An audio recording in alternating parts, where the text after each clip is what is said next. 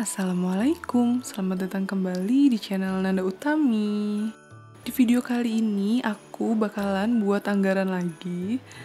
Tapi yang berbeda kali ini aku nggak akan buat anggaran untuk rumah tanggaku sendiri, melainkan untuk salah satu viewer aku yang kebetulan berkomentar di salah satu video aku sebelumnya, yaitu di video budgeting November 2021. Jadi viewer aku ini minta tolong sama aku untuk dibuatkan anggaran pengeluarannya sesuai dengan pendapatannya dan dengan kondisi keluarganya. Jadi di kesempatan kali ini aku bakalan coba untuk buatin budgetingnya, dan ini adalah komentarnya. Jadi di sini aku udah minta tolong sama dia untuk kasih tahu aku kondisi keluarganya seperti apa, berapa anaknya dan lain sebagainya. Tapi di sini informasi yang aku dapat dia hanya tulis pendapatannya 3 juta dan juga kondisinya adalah dengan 2 anak dan bayar kontrakan sebesar 600.000. Jadi aku akan coba buat dengan informasi seperti itu ya. Dan aku sampaikan di awal ya. Jadi di sini aku membantu membuatkan anggaran seperti ini bukan berarti aku adalah orang yang sudah ahli dalam mengatur keuangan. Tapi karena aku hanya ingin membantu, siapa tahu apa yang aku berikan ini bermanfaat, jadi aku akan coba bantu. Oke, kita mulai aja langsung dalam pembuatan budgetingnya. Yang pertama, aku di sini tulis kondisi keluarganya ya. Aku di sini tulis untuk 2 dewasa, 2 anak, dan juga bayar kontrakan sebesar 600.000. Untuk 2 anak ini, beliau tidak menyebutkan apakah ada balita atau anak yang sudah sekolah, jadi aku tidak tahu informasi lengkapnya ya. Yang aku tahu hanya ada 2 anak di dalam keluarga ini. Seperti dalam membuat budgeting aku biasanya, aku akan bagi dalam beberapa pos ya. Dan yang pertama di sini aku tulis dengan pos kewajiban. Karena kewajiban yang dimiliki oleh beliau hanyalah bayar kontrakan sebesar 600.000. Jadi di sini akan aku tulis untuk kewajiban yaitu kontrakan sebesar 600.000. Karena beliau tidak menyebutkan apakah beliau memiliki hutang atau cicilan lainnya, jadi aku tidak memasukkan yang lainnya ke dalam kewajiban. Selanjutnya, di sini aku tulis di pos kedua adalah tabungan. Aku buat di sini tabungan tidak begitu besar, yaitu 15%, karena aku juga belum begitu banyak tahu mengenai keadaan keluarga ini. Dan 15% dari 3 juta adalah 450.000 ya. Dan dalam pos tabungan ini aku bagi lagi menjadi 3. Di pos yang pertama aku masukkan sedekah. Untuk sedekah ini sebetulnya nominalnya tidak diwajibkan ya, tapi di sini aku masukkan untuk sedekah adalah sebesar 100.000 rupiah. Kenapa aku masukkan di sini ke dalam tabungan? Karena menurut aku sedekah itu juga salah satu tabungan kita ya untuk di dunia ataupun di akhirat. Karena dengan sedekah insya Allah rezeki kita akan bertambah. Jangan pernah takut untuk menyedekahkan sebagian dari rezeki kita. Selanjutnya di dana darurat aku masukkan 100.000 dan yang terakhir adalah tabungan pokok yaitu sebesar 250.000.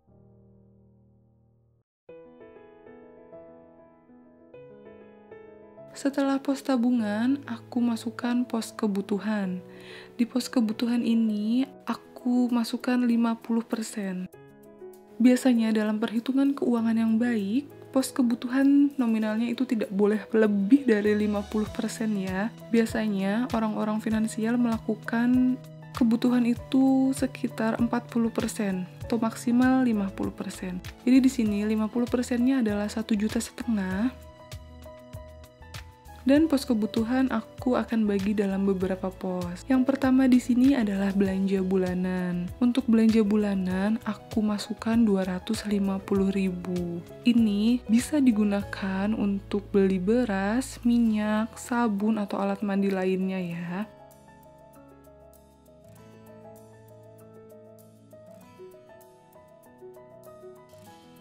Kemudian, di pos selanjutnya adalah belanja mingguan.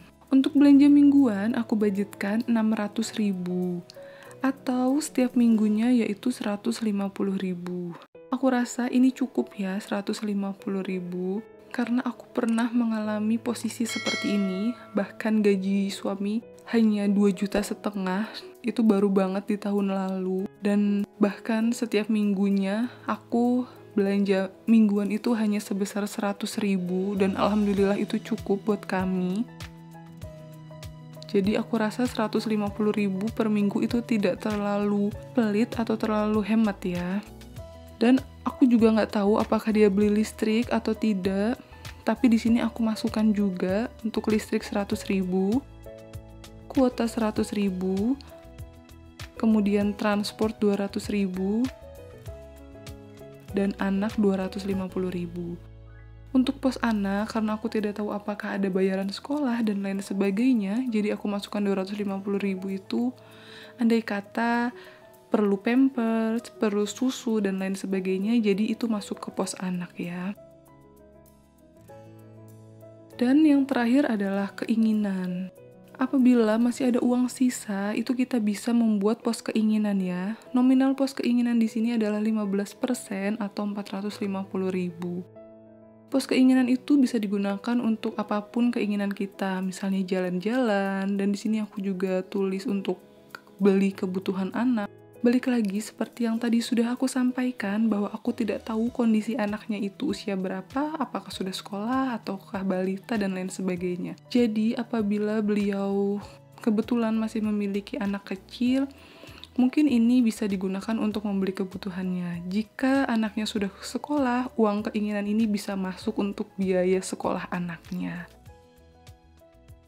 Dan di sini aku juga berikan beberapa saran. Aku menuliskan ini juga sebetulnya untuk aku juga, untuk kita semua, untuk sama-sama belajar ya. Bukan berarti aku mewajibkan beliau untuk mengikuti saranku, tapi ini masukan aja untuk kita semua. Yang pertama, aku tulis di sini, sebisa mungkin untuk selalu masak di rumah. Masak sendiri itu sangat menekan budget ya, jadi kita nggak boros kalau harus beli makan di luar.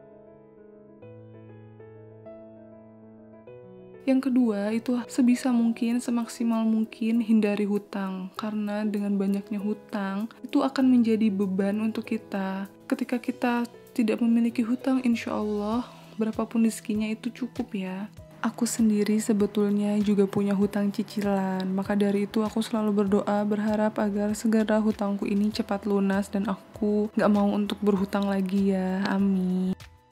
Yang ketiga itu konsisten dalam menabung. Seperti yang sudah aku tulis di atas, aku buat pos menabung itu supaya kita punya tabungan, simpanan, jika suatu saat ada keperluan mendadak, ada hal-hal darurat, kita sudah punya tabungan ya. Jadi tabungan itu bisa dibilang cukup penting.